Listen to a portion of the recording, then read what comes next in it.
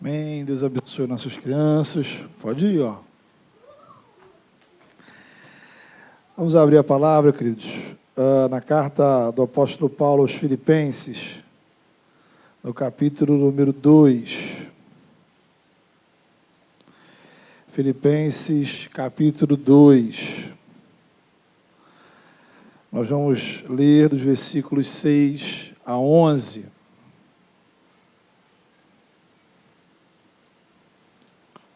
Filipenses 2, 6 a 11. A palavra de Deus, ela diz assim: que embora sendo Deus, não considerou que o ser igual a Deus era algo a que devia apegar-se, mas esvaziou-se a si mesmo, vindo a ser servo, tornando-se semelhante aos homens, e sendo encontrado em forma humana, humilhou-se a si mesmo, e foi obediente até a morte, e morte de cruz. Por isso Deus o exaltou à mais alta posição, Ele deu o nome que está acima de todo nome, para que ao nome de Jesus se dobre todo o joelho, nos céus, na terra e debaixo da terra, e toda a língua confesse que Jesus Cristo é o Senhor, para a glória de Deus Pai. Amém.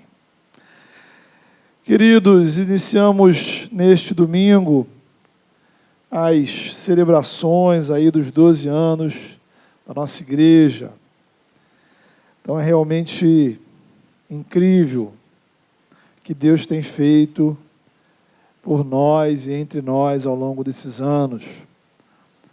Eu me sinto privilegiado pelo agir da graça nas nossas vidas, né? São muitas histórias, muitos testemunhos, momentos difíceis, momentos de alegria. Então a gente louva o Senhor por esses 12 anos, cada irmão, cada irmã. Então o Senhor tem nos dado a graça de sermos igreja dele nessa cidade, de participarmos da missão dele, do reino. Então a gente tem se preocupado, né, se empenhado em viver, em ser de fato um time de missionários, conforme o nosso DNA.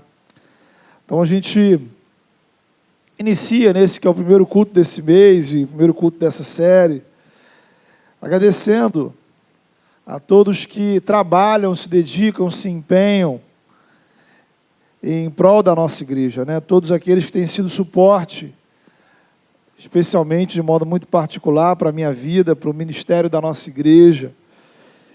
E isso envolve a minha família, isso envolve irmãos que oram por nós, isso envolve gente que vai suportando as nossas falhas, as nossas limitações, gente que pega no pesado todo domingo, gente que nos socorre nas horas difíceis, gente que, vez ou outra, manda uma mensagem de encorajamento, gente que abençoa, gente que faz por nós sem a gente nem sequer ficar sabendo.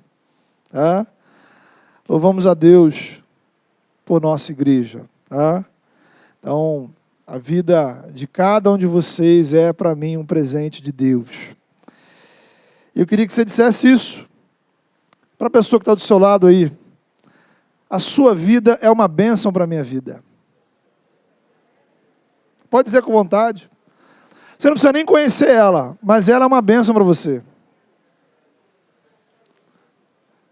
Pode dizer a pessoa que está atrás de você também, que está na sua frente, entendeu?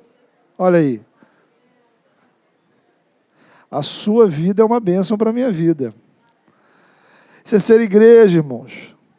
Somos bênção na vida uns dos outros. Por quê? Porque fazemos parte de um mesmo corpo de Cristo. Então, ó, esse slide aí, essa frase aí, ó. Nossa igreja faz aniversário e você é um presente para a minha vida. Então, essa frase aí, você pode tirar uma foto dela, pode escrever, para você mandar para alguém que tem sido bênção na sua caminhada em nossa igreja. Irmãos, a gente não chega na igreja sozinho, A gente não fica na igreja sozinho. Para a gente chegar aqui, gente orou, gente evangelizou, gente apoiou, gente incentivou, gente deu a mão. Para a gente continuar na igreja, pessoas são fundamentais. Então, mande esta frase para alguém que teve paciência com você, que investiu na sua vida, que te abençoou, que não desistiu, apesar das suas falhas. A nossa igreja faz aniversário. E a sua vida é um presente para a minha vida. Pois bem, refletindo sobre nossa comunidade, refletindo sobre a realidade espiritual do nosso tempo, as tendências da cultura, a realidade das igrejas, dos cristãos, pensando sobre isso, meu coração ele foi na direção do conceito de servos. Tá? Agora a gente pode colocar lá a imagem da série de mensagens. É uma palavra, irmãos, que talvez a gente precise incluir no nosso DNA. Quem somos nós? Nós somos servos. Somos uma comunidade de servos. É a nossa identidade espiritual. Antes mesmo de sermos missionários, somos servos. A atuação missionária é parte essencial do nosso serviço, mas o conceito espiritual de servo, ele ultrapassa os desafios missionários. Por quê? Porque quando chegarmos ao céu, não precisaremos mais fazer missão, mas continuaremos servos. Então a gente inicia nesse domingo essa série, Servos, a nossa identidade espiritual, e a gente vai estar trabalhando isso ao longo desse mês, de manhã, de noite. E lembrando que você pode ir lá assistir sempre as nossas pregações, depois no YouTube, no formato de podcast, no Spotify, no Deezer, enfim. Ouça 2, 3 vezes, compartilhe e aproveite esse tempo para você refletir sobre a sua identidade espiritual. Então a gente quer mergulhar na palavra de Deus e pensar sobre esse assunto. E aí, estamos iniciando nesse texto, Filipenses 2, por quê? Porque esse texto nos apresenta Jesus, a identidade de Jesus, do Filho de Deus, como uma identidade de servo. Então, a nossa identidade precisa ser de servo, porque a identidade do nosso Senhor e Salvador era de servo. Se Ele é servo, imagine eu e você. Poucos textos na Bíblia definem tão bem a identidade de Jesus como esse. Aqui nós temos o caminho de Jesus, do céu até a terra, da terra até a cruz, da cruz para a glória. Os estudiosos entendem que possivelmente esse texto era uma poesia usada pelos primeiros cristãos para expressar sua fé, louvor a Deus. Cada frase aqui possui um grande peso espiritual. E a primeira verdade que eu quero destacar com você está aí no versículo 6. O texto diz: embora sendo Deus, Ele não se apegou ao ser igual a Deus. Sendo Deus, não se apegou ao ser igual a Deus. Então a pergunta é: quem é Jesus? Jesus é o Filho de Deus. Note, Ele não é parecido com Deus. Ele é igual a Deus. Ele não é um pouco de Deus. Ele é 100% divino. Todos os atributos, todas as características de Deus são compartilhadas com seu Filho. Cristo é eterno, não tem início nem fim, tem todo o poder, está em todo lugar, sabe de todas as coisas. Ele é absolutamente santo. Mas apesar de igual a Deus, Ele não se apegou a isso. O que isso quer dizer? A explicação vai no versículo seguinte, versículo 7. texto diz que ele se esvaziou a si mesmo, foi um autoesvaziamento. O resultado desse autoesvaziamento foi ele se tornar humano, assumindo a forma de servo, a posição de servo. Então veja, Cristo não se apegou ao que ele tinha. Ele, que foi o mediador de toda a criação, todas as coisas foram criadas por intermédio dele. Agora ele se torna parte da criação. O caminho do Filho de Deus, escrito no texto, é o caminho da renúncia pessoal. Uma renúncia que o torna servo. Há um ponto interessante aqui. Esse texto, estamos lendo aí na carta aos Filipenses, carta que Paulo escreveu aos cristãos da cidade de Filipos, lá na Grécia. Era uma cidade que respirava a cultura do Império Romano. Era uma grande cidade. Muitos militares aposentados do Império Romano, do exército romano, viviam lá. E um dos aspectos da cultura romana era a busca pelo reconhecimento público. Ser honrado publicamente era o sonho de consumo da galera. Então, o top era você ter uma placa no meio da cidade, em sua homenagem, descrevendo sua carreira, seus feitos, suas conquistas. Uma descrição ascendente, você começou lá de baixo, simples, e você foi acumulando sucessos, vitórias, conquistas, glórias cada vez maiores. E se você prestar atenção, esse tipo de história continua sendo valorizada pela nossa sociedade, pela nossa cultura. Tá? De vez em quando a gente vai ouvir falar aquele CEO de uma grande empresa que começou ali como um motoboy, por exemplo, ou o general que começa como recruta, o atleta, o artista que sai da pobreza para ser famoso mundialmente. São histórias de ascensão. Elas nos inspiram, nos fazem chorar. Quantos filmes contam histórias assim?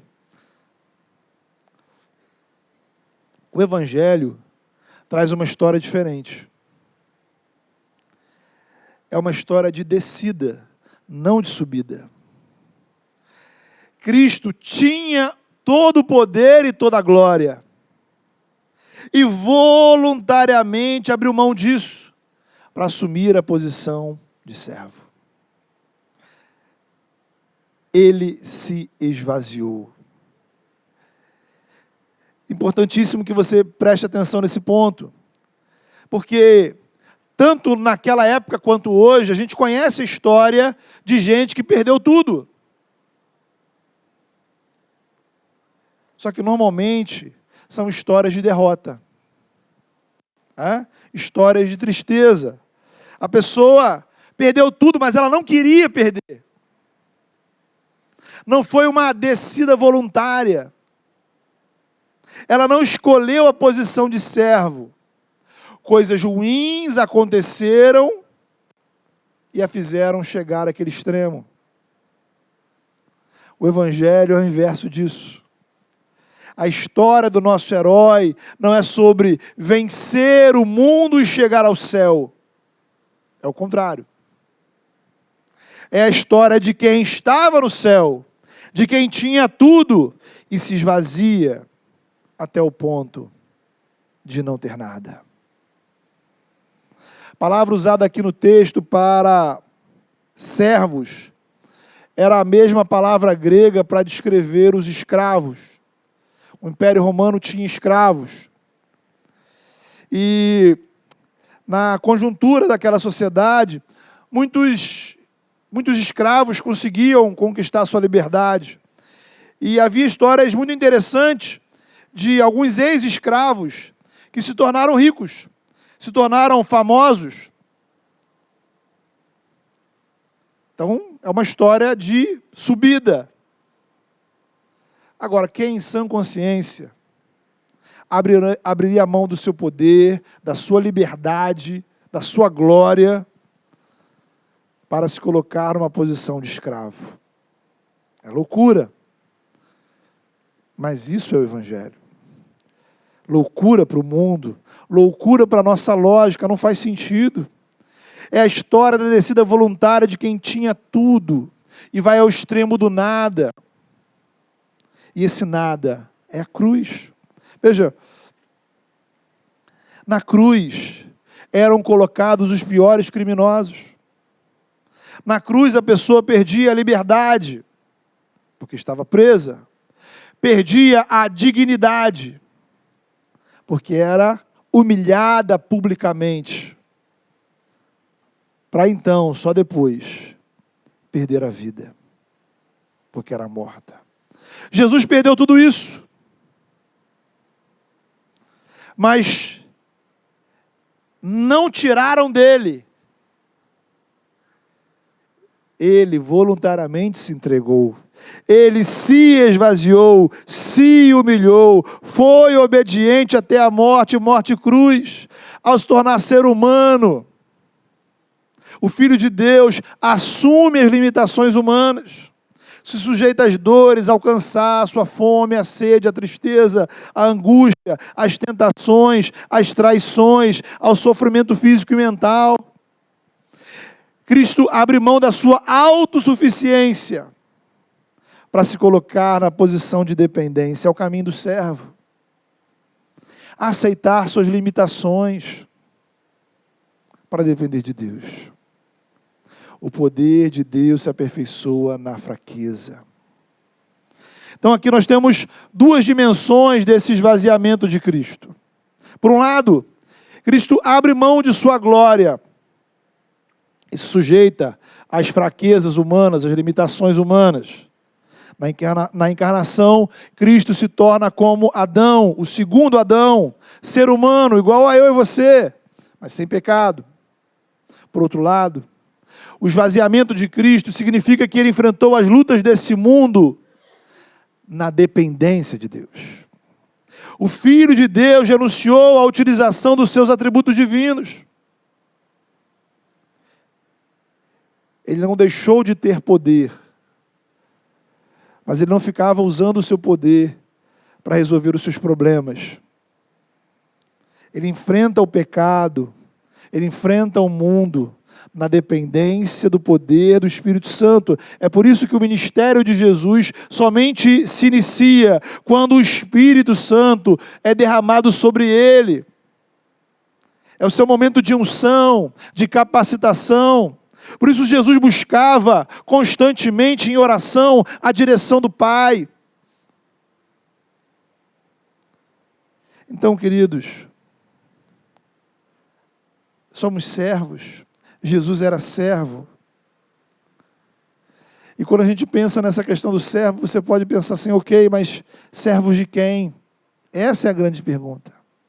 Porque tem muita gente por aí ocupando essa posição, consciente ou inconscientemente. Quantas vezes nós e quantas pessoas ao nosso redor são servos do dinheiro, servos das redes sociais, servos das apostas, servos da sensualidade, servos de líderes políticos, líderes religiosos, servos de esquemas de corrupção, servos de criminosos, servos dos seus próprios interesses, servos da sua própria vaidade. Nesse período que vivemos aí, muitos se colocam como servos do prazer, da diversão. Jesus é o nosso modelo de servo. Porque ele não era escravo de ninguém. Cristo é aquele que é absolutamente livre, Senhor de tudo. Ele não estava sujeito a nenhuma limitação. Mas ao assumir a humanidade, ele se coloca na posição voluntária de servo de Deus. Preste atenção na sequência do texto. Ele se esvaziou, ele assume a forma de servo e ele caminha em obediência até a cruz. O caminho do servo é um caminho de obediência. O caminho de Jesus é da obediência a Deus. A cruz foi o ponto máximo dessa obediência. De forma que todo o ministério de Jesus é um ministério de serviço ao Pai. Às vezes a gente deixa passar esse ponto. Quando Jesus curava alguém, não era simplesmente uma ação de bondade, de caridade. Jesus não estava apenas servindo aquela pessoa. Aquele milagre fazia parte de algo maior. Os milagres de Jesus são serviço a Deus. Jesus não veio instalar o seu próprio reino. Ele veio inaugurar o reino de Deus. Ele veio cumprir o plano de Deus. João capítulo 6, Jesus vai dizer: eu não vim fazer a minha própria vontade, mas a vontade daquele que me enviou. Então, eu quero dizer, esse é o pano de fundo para a gente entender as tentações de Jesus. O diabo lhe ofereceu o seguinte: olha, se você é filho de Deus, transforma essas pedras em pães. Ora, Jesus era o Filho de Deus. O diabo está tentando a vaidade de Jesus. Se você é filho de Deus, você tem poder para transformar essas pedras em pães. Você está com fome, resolve o seu problema. Só que Jesus assumiu a identidade de servo. Renunciou ao uso dos seus atributos para se colocar na posição de obediência, dependência de Deus. Portanto, cabia a ele esperar a providência de Deus para saciar a sua fome. O servo tem limitações. Deus usa servos limitados. As suas limitações nunca serão retiradas da sua vida. Ser humano é ser limitado, ser criatura é ser limitado. Mesmo na glória, irmão, mesmo no céu, no paraíso, teremos limitações. Limitações não nos impedem de servir a Deus. Na outra tentação, o diabo oferece a Jesus o caminho da fama, pular do templo, do alto do templo, e mandar os anjos o segurarem. Mas o caminho do servo não é promover sua própria glória. Nem mesmo Jesus promoveu sua própria glória. Na terceira tentação, o diabo lhe oferece as conquistas e as riquezas, os reinos desse mundo, porque o caminho do mundo, a glória do mundo é você conquistar, acumular, ter mais. Não importa o custo, não importa o preço. O caminho do servo de Deus é o caminho da renúncia, do esvaziamento, da obediência. O texto deixa claro que o caminho de Jesus não terminou na cruz. Versículos 6 a 8, se você observar bem, mostra aquilo que Jesus fez. Todos os verbos dos versículos 6 a 8 têm como sujeito o próprio Jesus. Ele não se apegou, ele se esvaziou, ele se tornou humano, ele assumiu a forma de servo, ele foi obediente, ele se dispôs à humilhação e morte. Agora, quando a gente vai dos versículos 9 a 11, temos o que Deus, o Pai, fez a Jesus. Deus o exaltou, não foi Jesus que se exaltou.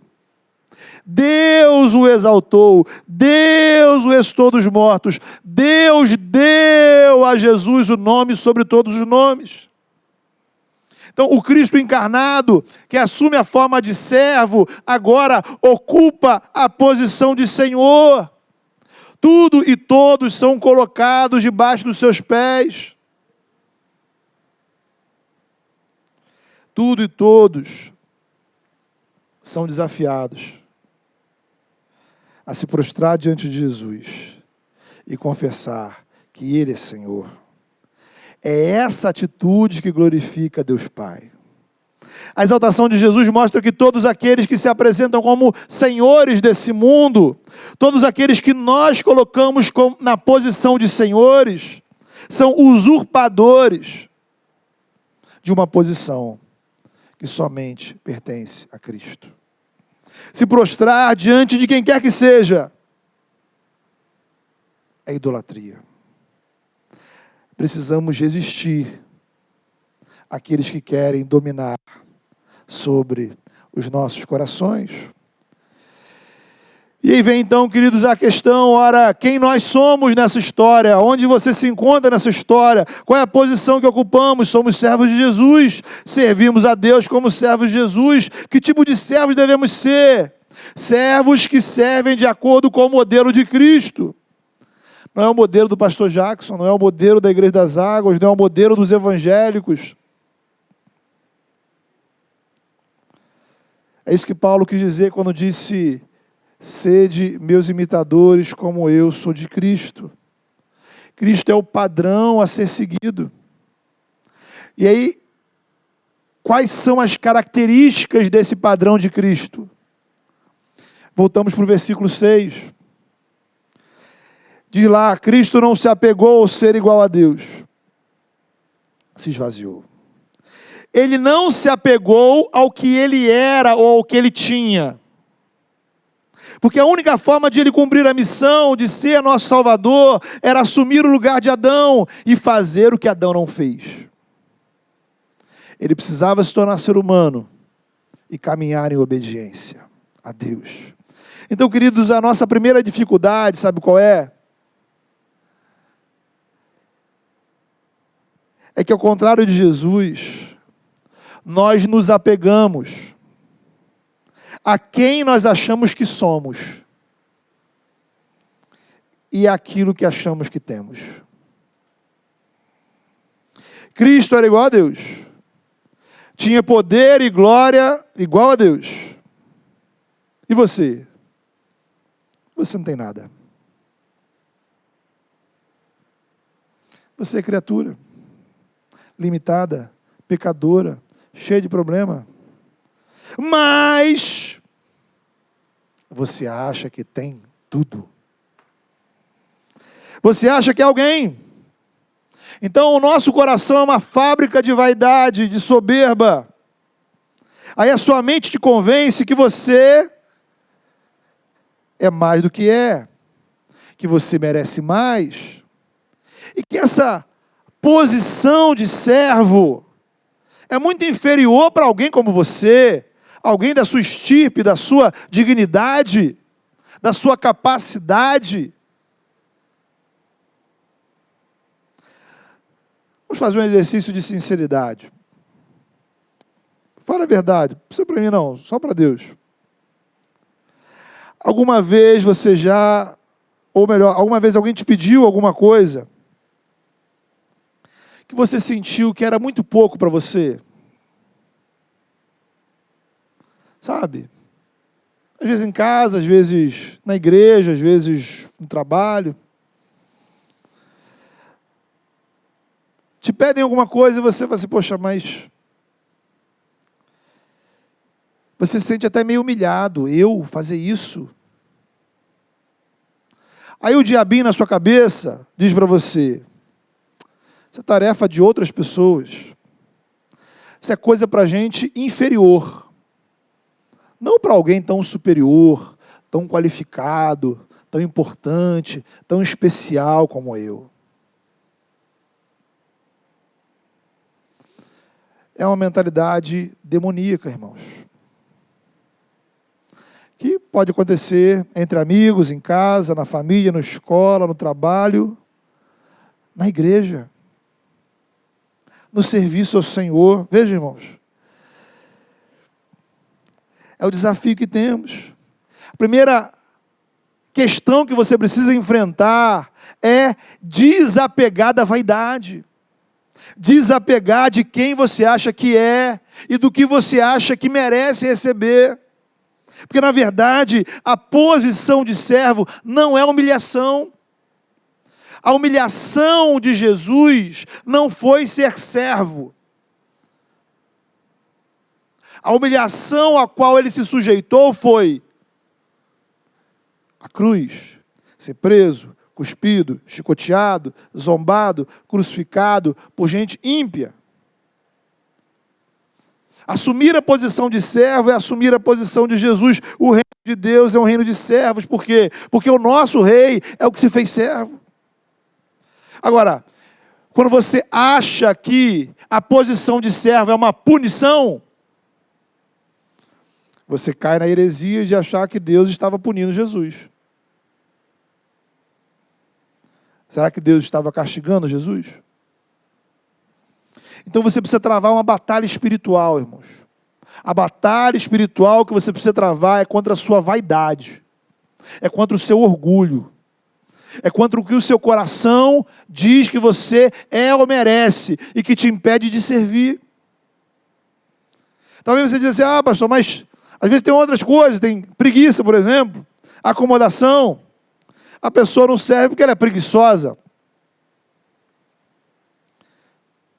Mas, na verdade, o que acontece é porque a pessoa acha que tem direito de ser preguiçosa. Nossa cabeça nos enche com a teologia do sofá.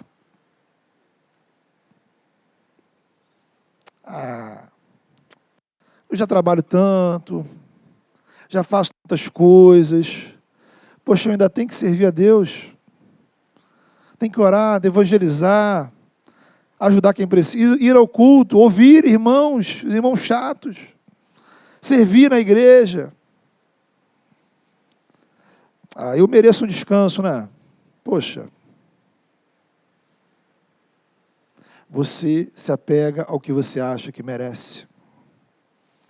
Você se acha em condições de definir os termos da sua relação com Deus.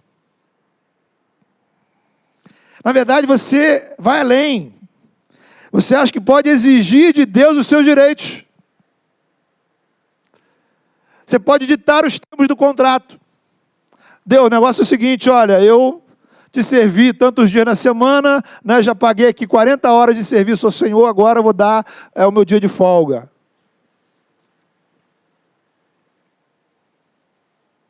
Meu irmão, minha irmã, Deus não é seu colega. Deus não é o seu chefe. Deus não é o político que foi eleito. Deus é Deus. Numa relação de amizade, a gente faz o que está ao nosso alcance para ajudar um amigo, não é verdade? Eventualmente você pode dizer, poxa, aqui não tem como, né? Hoje não dá. Às vezes a gente passa a situação, alguém próximo a gente, você pode dizer, poxa, nessa situação não tem como eu te ajudar. Nesse dia não tem como eu fazer nada por você. Deus não está pedindo a sua ajuda, irmão. Bote isso na sua cabeça. Você precisa lembrar disso ao fazer qualquer coisa para o Senhor.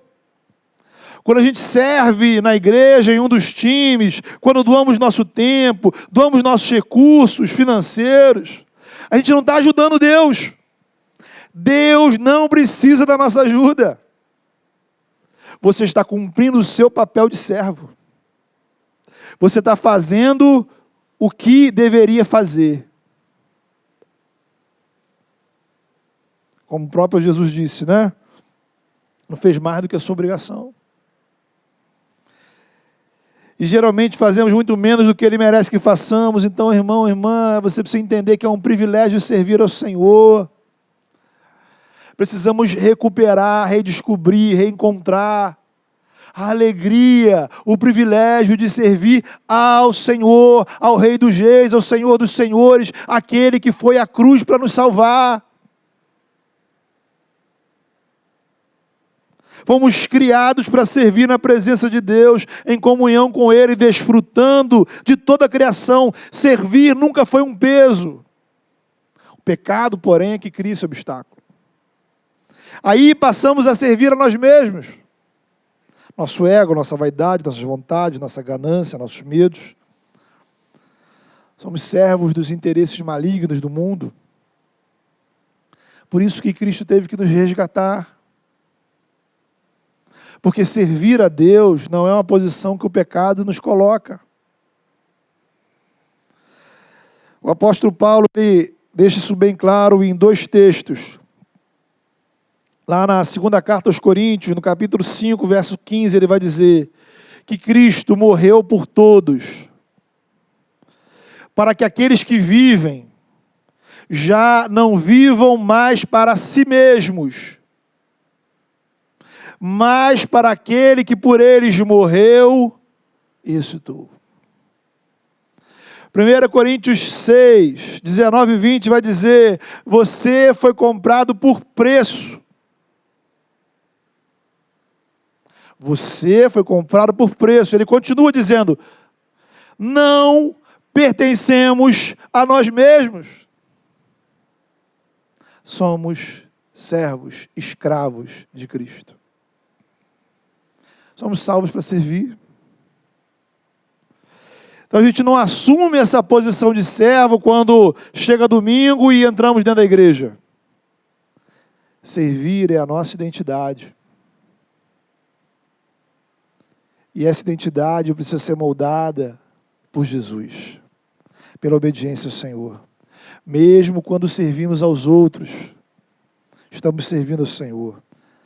Servindo na família, aos amigos, no trabalho, todas as nossas relações devem ser marcadas pelo serviço ao Senhor, pela obediência ao Senhor. Então, eu queria te convidar a orar por isso nesse momento, a fechar os seus olhos e a colocar a sua vida diante do Senhor. Peça ao Senhor para renovar no seu coração essa alegria, renovar no seu coração esse desejo, renovar no seu coração esse prazer, reencontrar o privilégio que é servir ao Senhor.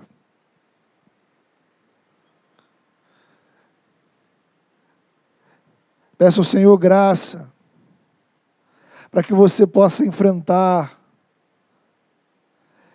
a sua própria mente, pensamentos de vaidade, pensamentos de orgulho, pensamentos que não provêm do Senhor, pensamentos de comparação.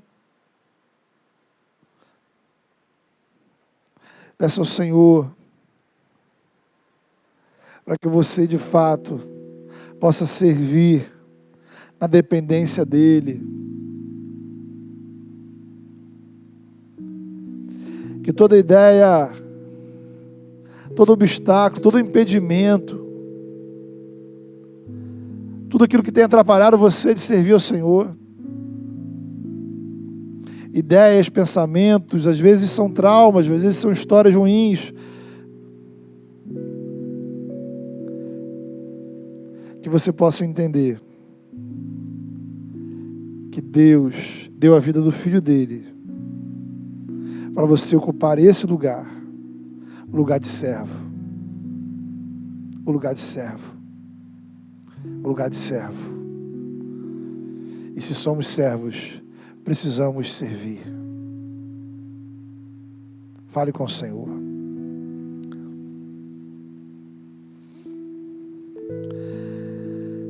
Deus amado e todo-poderoso,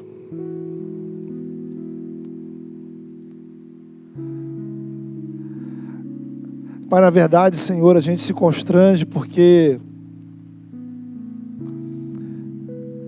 é uma vergonha, Senhor, muitas vezes, a espiritualidade, Senhor, que temos vivido, medíocre, Senhor.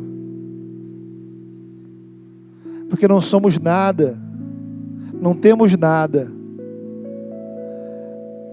mas nos apegamos a esse nada, Senhor, para simplesmente dizer não, para ocupar uma posição de senhores, ó Deus. Só que nós não somos senhores, nem mesmo de nossas próprias vidas, porque nós não pertencemos a nós mesmos. Somos do Senhor, Louvado e exaltado seja o teu nome por esse privilégio, por essa graça, por sermos propriedade exclusiva do Senhor, por sermos selados com o Santo Espírito da promessa, por sermos lavados e redimidos no sangue do teu Filho. Assim, ó Pai, renove nosso coração, o entendimento, Senhor, do servir. Ajuda-nos, ó Pai, a enfrentar essa batalha, Senhor, tão difícil, contra a vaidade, contra o orgulho, Senhor, contra as ideias de merecimento, de comparação. Que tenhamos, ó Pai, a alegria de ocupar o papel de servos, servos do Senhor. Em nome de Jesus, ó Deus, trabalhe nossa mente, trabalhe nosso coração, trabalhe nossas vidas. Permita, Senhor, que nesse domingo, nesses próximos dias, que ao longo desse mês, Teu Espírito Santo produza em nós, de fato, uma mudança de mentalidade, Senhor. Que gere, Senhor, uma mudança de comportamento, para que possamos redescobrir quem somos no Senhor e vivermos de acordo, Senhor, com a identidade que o Senhor nos deu em Cristo. Em nome do Teu Filho, oramos. Amém.